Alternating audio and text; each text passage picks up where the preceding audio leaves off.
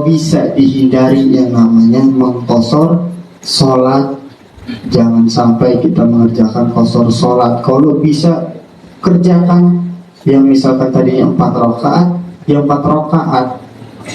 Jadi ininya pikirnya gini, ketika orang tersebut mengerjakan yang namanya sholat qosor 2 rakaat, berarti dia ada yang namanya waktu untuk mengerjakan sholat tersebut. Kenapa dia nggak ngerjain 4 rakaatnya aja? Kenapa harus 2 yang dikerjain? Nah, sebenarnya ini hanya untuk perkara-perkara orang dulu ketika lagi perang, sibuk. Kalau kita masih bisa jeda, masih ada jedanya, capek istirahat, lapar makan gitu. Sekarang kita lanjut pembahasan tentang kitab fikih, yaitu kitab Fathul Qorib. Dan sekarang masuk kepada pasal, yaitu menjelaskan tentang qosor sholat dan menjamak sholat. Takutnya nanti mudah-mudahan Allah beri kemudahan kepada kita, tiba-tiba nanti tahu-tahu misalkan KPRI berangkat umroh ataupun haji, si Farhan, si Adit, si Wawan nanti berangkat umroh. Barengan aja barengan aja umroh. Patungan dulu 2.000 sehari.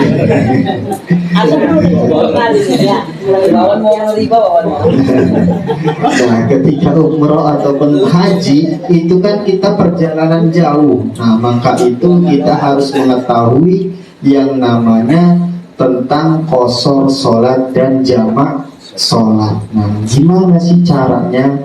Nah, apakah boleh setiap orang untuk mengqosor sholat ataupun menjamak sholat? Nah, ada syarat-syaratnya.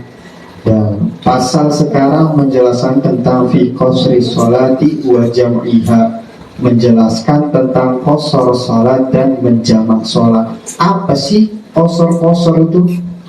Apakah qosor itu ya sholat qosor, niatnya niat qosor? Nah, bahwasanya sholat qosor itu adalah sholat yang mengurangi atau meringkas daripada yang tadinya 4 rakaat menjadi 2 rakaat. Nah, itu disebut dengan qosor sholat. Wa yajuzu limusafiri. Nah, jadi diperbolehkan untuk orang yang berpergian, yaitu qasru sholati rubaiyati, mengqosor sholat yang sholat tersebut 4 rakaat. Jadi nggak bisa ngosor sholat yang sholat tersebut 2 rakaat, kayak sholat subuh dikosor jadi 1 rakaat nanti dikit amat. Kalau misalnya mending subuh barang sholat maghrib, ketika 3 rakaat menjadi 1,5. Gimana sholat 1,5? Sholatnya sampai ruku doang nantinya. Habis ruku salam gitu kan, kerok. Nah, jadi sholat qosor ataupun menjamak sholat itu hanya bisa dilakukan untuk sholat yang 4 rakaat, sholat qosor itu. Yang jadi 4 rakaat yaitu sholat zuhur dan sholat Isya dan sholat asar. Nah, itu hanya itu yang bisa dikosor, terkecuali dijamak, beda lagi baru. Nah, jadi kalau misalkan mengkosor sholat itu hanya bisa untuk sholat yang 4 rakaat. Jadi menjelaskan tentang sholat qosor itu pasti memiliki yang namanya syarat-syarat untuk menjelaskan sholat tersebut. Ada berapa sih syaratnya? Yaitu bi khamsi syaraiti. Jadi syarat untuk menjalankan yang namanya sholat qosor itu ada 5. Banyak ya, ada 5. Al-awwalu ayyakuna safaruhu fi ghairi maksiatin. Jadi syarat yang pertama yaitu perjalanan tersebut selain daripada perjalanan maksiat. Kayak contoh, misalkan si Ubay sama si Dedi misalkan mau pergi kepanjang memaksiat. Panjangnya kan takut akbar. Sama perek-perek. Misalkan si Ubay sama si Dedi di sana dengar ada bahwasanya ada hiburan malam. Oh, misalkan ada hiburan malam. Ada hiburan malam. Terus si Ubay rencanain tuh, gimana ini berangkat apa enggak nih? Ini berangkat aja. Sedangkan perjalanan tersebut jauh perjalanan tersebut yang bisa untuk mengqashar sholat. Nah, ketika kita niat untuk pergi tersebut yaitu dengan tujuan bermaksiat, maka sholat qashar tidak sah. Jadi menjalankan sholat qashar tersebut untuk perjalanan yang bukan perjalanan maksiat. Nah, kalau misalkan di dalam kitab ini maksiat safar atau maksiat perjalanan itu terbagi menjadi dua. Yang pertama yaitu maksiat di safar, yang kedua maksiat fi safar.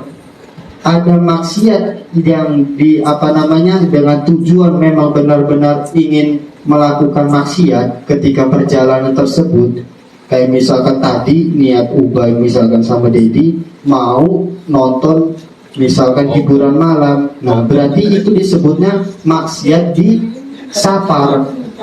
Itu memang sudah bertujuan untuk bermaksiat. Maka ketika kita menjalankan sholat qashar itu tidak sah sholatnya. Nah, yang kedua yaitu maksiat fi safar. Apa maksudnya? Misalkan si Ubay sama si Wawan sama si Adit itu mau jarak keliling ceritanya, kan tujuannya bagus tuh. Jarak keliling bagus tuh. Jarak keliling misalkan. Tiba-tiba di tengah perjalanan, ada misalkan ada naik kapal tuh biasa tuh. Naik kapal kan ada biduannya tuh kan di atas kapal tuh. Ditawarin si Wawan sambil mabuk tuh kan. Yang tadinya niatnya bagus. Yang tadi niatnya bagus jarak keliling, nah itu kan perkara yang mubah. Yang disunahkan misalkan sunnah. Kalau misalkan jarak ke kanjeng Nabi sunnah, kalau misalkan jarak keliling itu hukumnya mubah. Nah, itu kan bagus misalkan perjalanan tersebut niatnya mau jarak keliling, tapi di tengah-tengah perjalanan mabuk si Wawan teleng di kapal misalkan. Nah, ketika sudah mabuk tersebut berarti itu sudah tidak sah menjalankan sholat qashar karena sudah maksiat fi safar, sudah melakukan maksiat di dalam perjalanan. Tuh, jadi ingat bahwa maksiat ada dua. Yang pertama memang tujuannya bermaksiat, kayak misalkan nonton hiburan malam. Nah, dan yang kedua yaitu maksiat di tengah-tengah perjalanan, yaitu maksiat fi safar. Ketika kita perjalanan tersebut yaitu berbuat maksiat, maka tidak sah yang namanya sholat qashar. Tapi kalau misalkan selain daripada maksiat, kayak contoh perkara yang wajib, misalkan kita berjalan tersebut untuk perkara yang wajib, kayak contoh qadha idainin, kayak bayar utang, itu ketika kita berjalan itu wajib. Jadi yang namanya bayar utang itu wajib tuh. Ketika kita misalkan orangnya jauh, yang punya utang itu jauh, misalkan kita utang sama orang tapi orangnya jauh.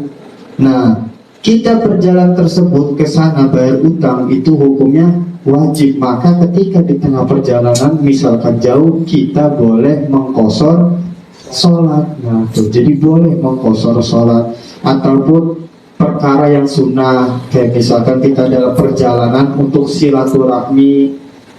Nah, jadi ketika kita silaturahmi itu perjalanan tersebut kita boleh yang namanya mengqashar sholat. Nah, jadi ingat, misalkan sholat zuhur itu dikerjakannya itu 2 rakaat. Nanti niatnya. Terus ketika perjalanan selanjutnya yaitu perjalanan yang mubah. Apa sih contohnya perjalanan yang mubah? Yaitu kasafarati tijaratin, kayak berjalan berdagang. Kayak misalkan dagang kita, tapi dagangnya jauh. Nah, ketika kita berjalan tersebut jauh, misalkan sudah boleh yang namanya jaraknya untuk mengqashar sholat, maka kita boleh mengqashar sholat. Kayak misalnya takut ada yang tukang travel di sini, nanti si Adit jadi tukang travel. Misalkan bawa mobil jauh-jauh kan, nah boleh diniatin kita mengqashar sholat, misalkan zuhur menjadi 2 rakaat, asar menjadi 2 rakaat bisa, tapi jangan maghrib. Kalau maghrib itu nantinya 1,5 ruku beres saja nanti. Nah, terus yang selanjutnya yang kedua, yaitu antakuna masafatuhu sittata asyarata farsan. Jadi misalkan contohnya gini. Jadi perkara yang kedua, syarat yang kedua ini yaitu apabila perjalanan tersebut yaitu mencapai yang namanya 19 farsah. Apa sih 19 farsah itu? Itu orang dulu bahasa orang Arab nggak ngerti kita mah. Jadi bahasa Indonesiain. Jadi 19 farsah itu kalau misalkan di kilometerin ada 2 pendapat. Yang pertama, jarak tersebut 85 km tuh jaraknya. Jadi kalau misalkan jarak dari sini berapa? Kemana ya jarak 85 km dia? Kali anda nyampe ke sana. Nah, kalau misalkan udah kita bertujuan dari sini mau ke Akaula, mau ke Bakau. Nah, itu kan jaraknya sudah lebih daripada 85 km. Nah, maka kita boleh melakukan sholat qashar. Jadi boleh mengqashar sholat buru-buru, misalkan kitanya buru-buru dari rumah, sholat aja langsung qashar 2 rakaat, ceos berangkat aja langsung. Nggak sholat aja ke mana nih, nggak apa-apa lah sholat. Mending gak usah sholat, tidak pada ribet. Gimana cara mengqashar sholat gitu? Mending gak usah sholat aja sekalian gitu. Kacau gitu. Nah, jadi pendapat yang kedua, jarak daripada mengqashar sholat itu adalah 125 km itu. Jadi jarak daripada mengqashar sholat itu minimal jaraknya 85 km. Nah, jadi ada yang berpendapat lagi yaitu 125 km. Kalau misalkan sudah mencapai perjalanan tersebut, maka kita boleh rakaat doang baru. Orang yang tadinya 4 rakaat sholat duhur, kata ini nih pengeriung nih di Kaliawi nih, kosong sholatnya, kacau, rusak nanti orang kayak gitu. Nah, jadi jaraknya harus 85 km. Kalau misalkan, gimana kalau misalkan dihitungnya, kita perjalanan dari sini misalkan nyampe ke Kemiling cuma 40 km, 45 km. Tapi kalau misalkan kita balik lagi menjadi 85, apakah boleh katanya? Boleh untuk mengqashar sholat. Nah, maka kata musonif, wala tusabbu muddata ruju'i minha. Jadi ketika perkara tersebut tidak bisa dihitung dengan dia bolak-balik jalannya. Jadi jarak tersebut hanya berpergian. Misalkan 85 km itu hanya pergi, nggak diparok. Misalkan 45 km perjalanan sampai tempat, nanti balik lagi 45, berarti kan 90. Nah, boleh berarti mengqashar sholat. Bukan kayak gitu caranya. Tapi mengqashar sholat itu jaraknya hanya sekali pergi. Misalkan dari rumah sampai tempat tujuan itu mencapai 85 km tuh. Jadi bukan bolak-balik dihitung 85 tuh, tapi hanya sekali perjalanan. Nah, dulu ya, sepeda naham, keliling, baru kemiling ya. muter-muter.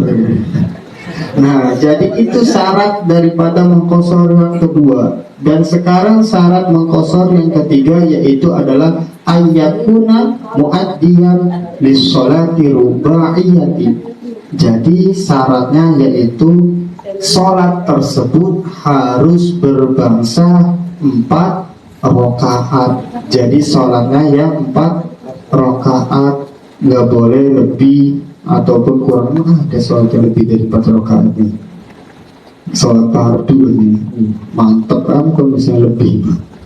Saking nyosoknya pengen sholat, bareng udah nggak tahan pengen orang sholat terus. Sampai sholat maghrib ditambahin, sholat isya ditambahin, sholat subuh nggak sholat dia karena tidur. Saking nyosoknya sholat.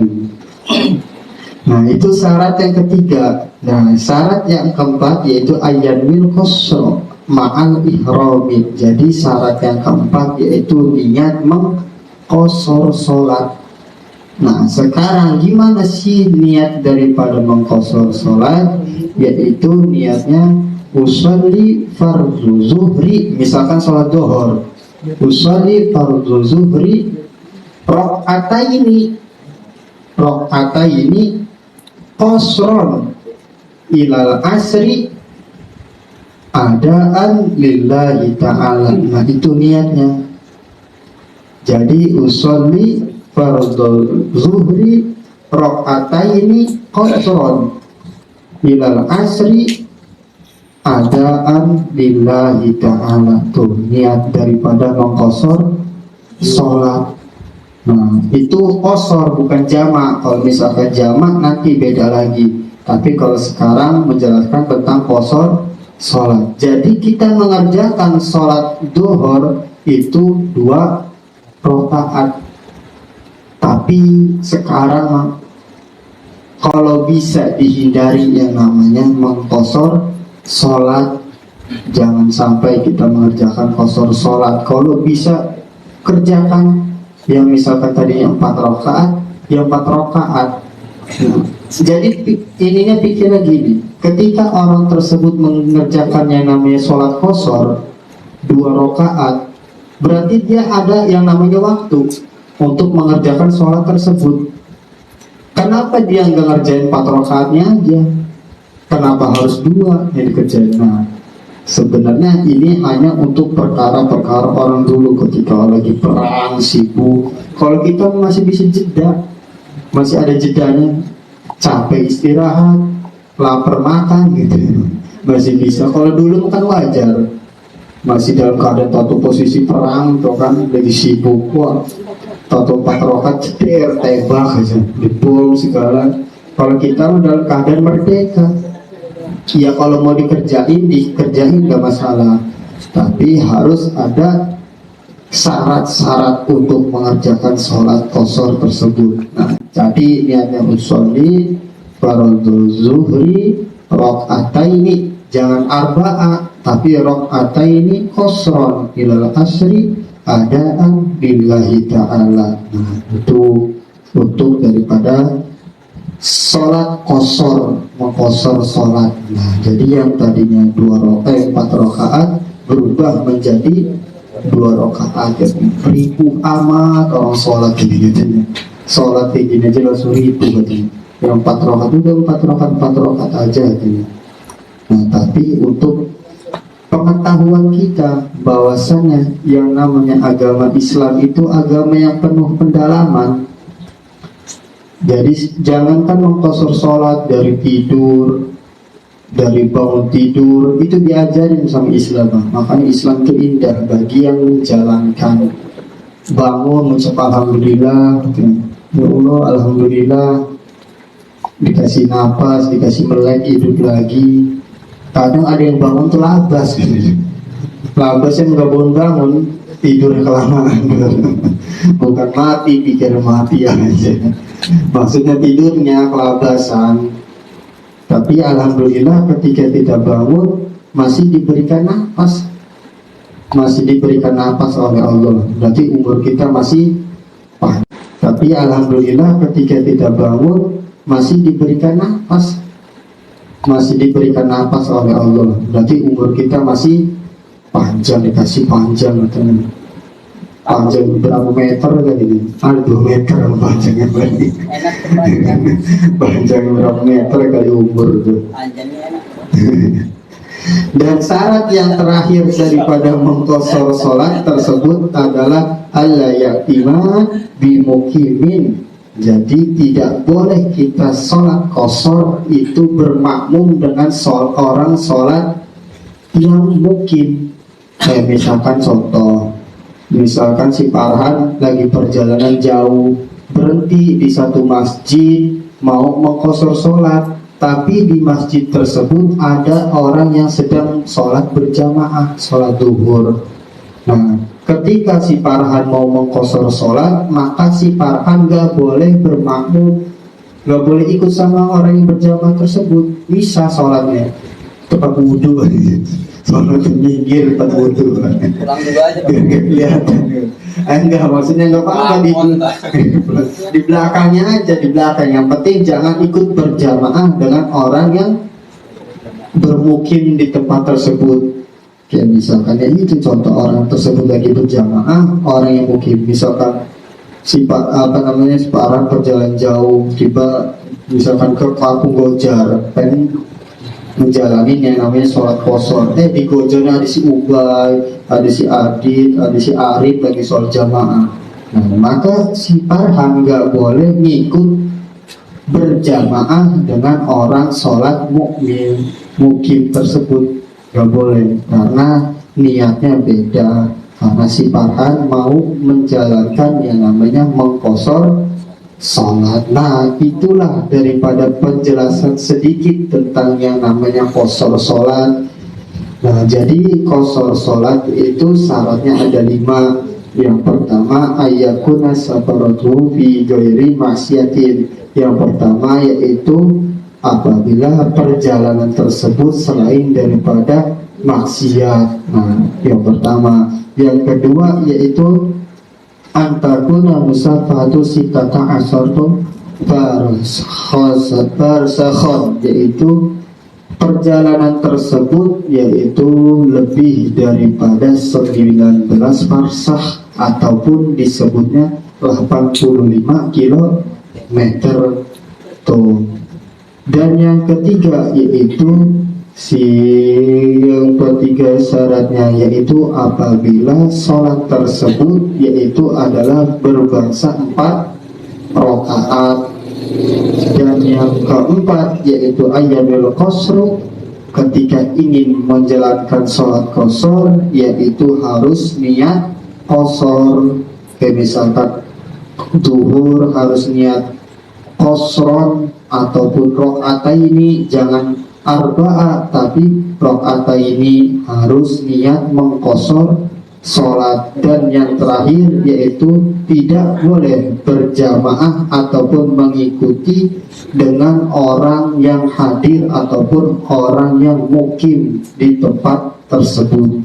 Nah, itulah daripada penjelasan sedikit tentang yang namanya sholat qashar.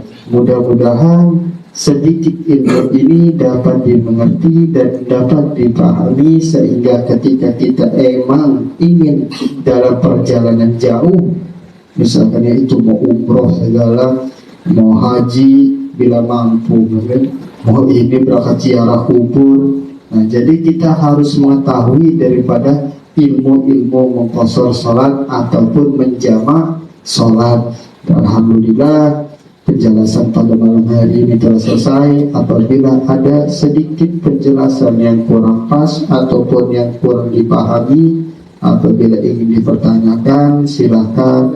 Hanya 3 pertanyaan tentang qashar sholat ataupun tentang sholat terserah, yang masih dalam keadaan konteks sholat gitu.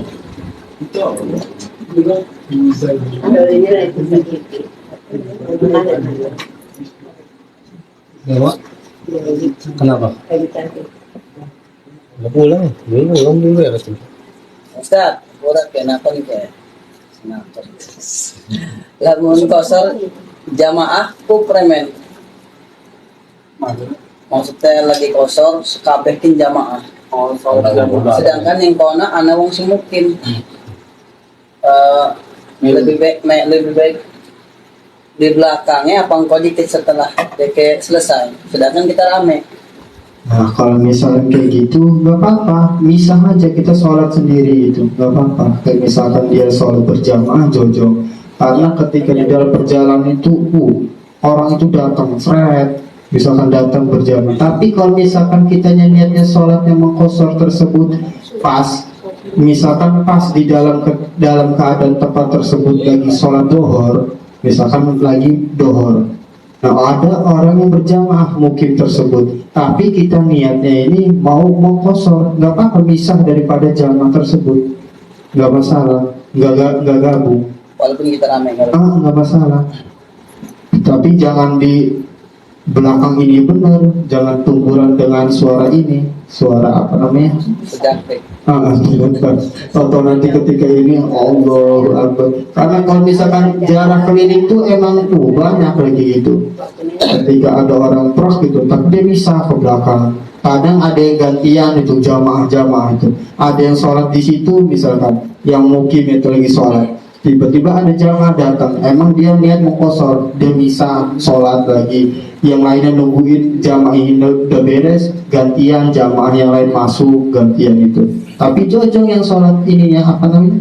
Sholat mukim itu, yang penting tidak mengganggu daripada sholat yang mukim tersebut, gak masalah.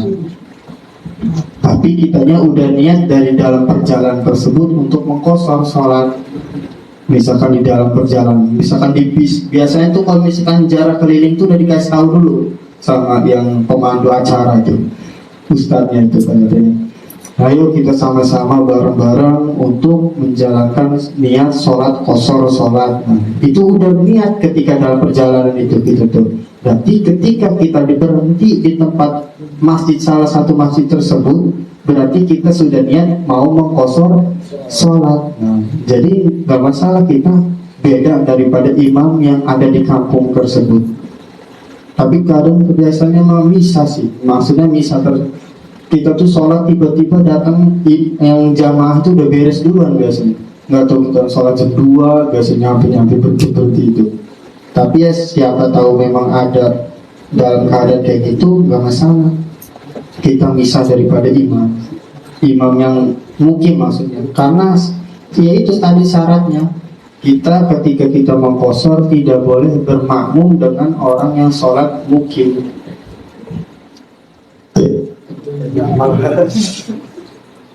Wah, gitu. Biasanya mau lagi gerak badan nih sekarang. Waktu ini lagi istirahat. Saya ngerambah ya. Ya, lu nanya mau riba nggak lu? Umrah pakai uang riba?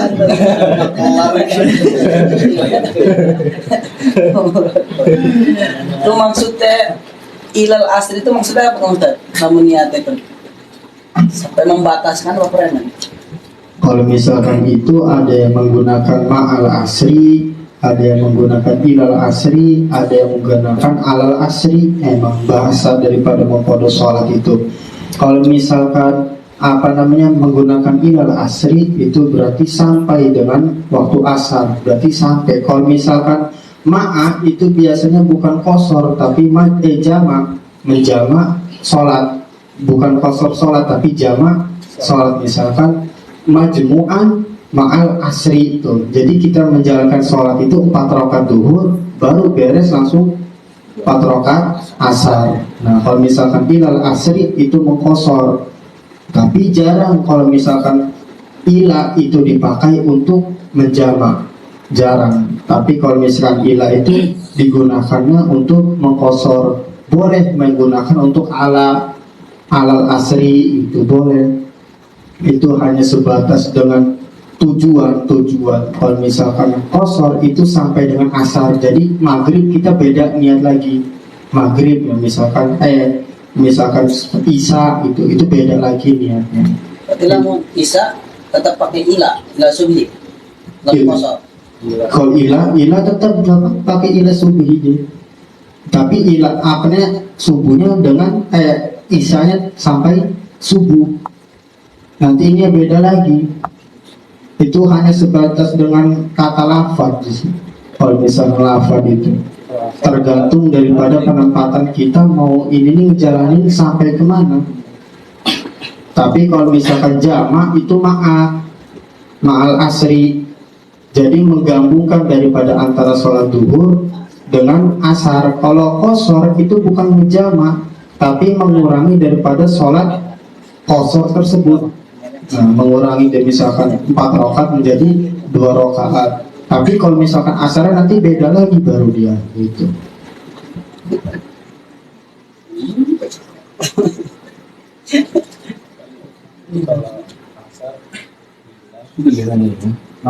Nanya cecak. Sama orang langsung. Enggak apa-apa. Mau jalan ke jauh mana juga. Jalan kemana? Yang bukan masalahnya kalau udah tahu mau jalan ke Mekah Kak. Mau ke Palestina kan ngebantuin. Jalan Untuk pilihannya kita. Ada kameranya di sini nak. lalu Biar terkenal kan. Jujur dari hari pertama mau kenal ya. Nggak bisa sebenarnya. Dia nanya Google ya. Google. Nggak boleh sebenarnya. Banyak ekspos. Nah, beres lah, beres ini. Berarti alhamdulillah pengajian kita pada malam hari ini telah selesai. Mudah-mudahan bermanfaat sekaligus bisa digunakan untuk kehidupan kita sehari-hari, karena yang fikih tersebut adalah ilmu untuk menjalankan kehidupan kita sehari-hari. Bukan berarti fikih tersebut untuk menjelaskan tentang sholat doang, enggak, tapi banyak tentang zakat, tentang haji, tentang bermuamalah. Nanti banyak menjelaskan tentang yang namanya ilmu fikih. Jadi ketika beres tentang sholat jangan berhenti, tapi terus diterusin karena masih banyak yang namanya penjelasan tentang kitab fikih.